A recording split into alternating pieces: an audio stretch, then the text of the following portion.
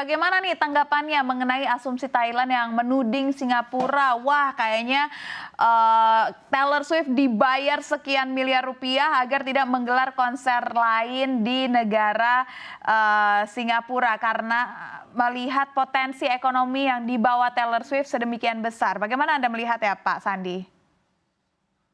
Ya, saya baru melihat dengan mata kepala sendiri dampak ekonomi sebelum, saat, dan setelah konser Taylor Swift di Melbourne dan di Sydney, di mana membawa dampak ekonomi yang sangat signifikan. Dan ini yang disebut sebagai Swiftonomics, di mana bukan hanya ada peningkatan jumlah wisatawan, tapi juga dari segi nilai ekonomi dan lapangan kerja yang diciptakan ini sangat menjanjikan. Saya melihat apa yang dilakukan oleh Australia dan Singapura dan Jepang, 3 negara yang menggelar konser Taylor Swift ini merupakan langkah yang tepat, yang dieksekusi dengan cepat, dan juga merupakan inisiasi yang akurat.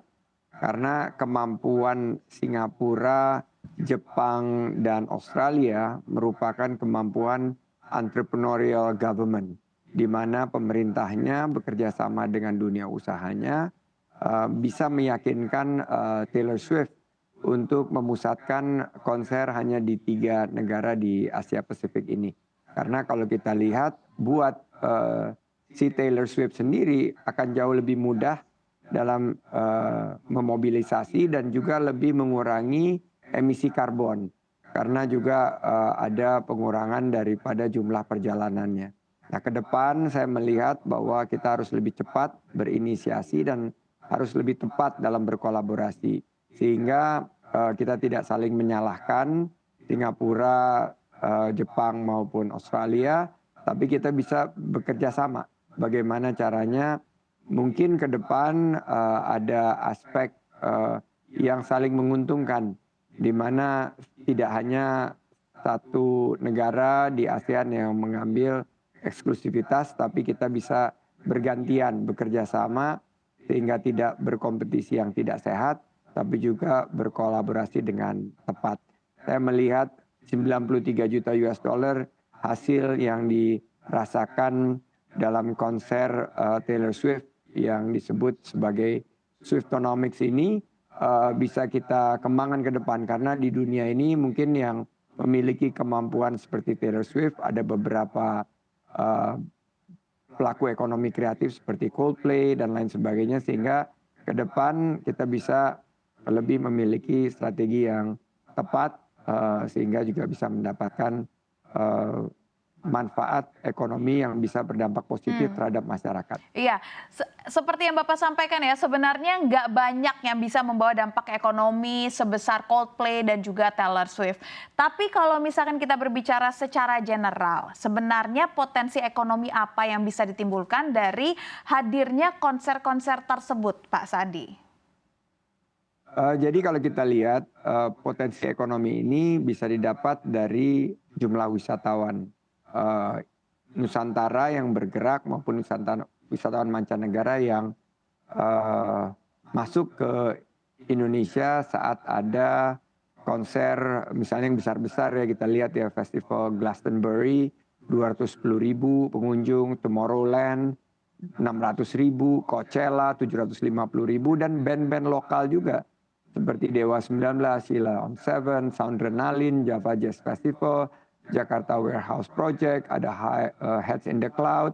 Ini bisa mampu untuk menggerakkan wisatawan, tapi juga penjualan produk-produk ekonomi kreatif.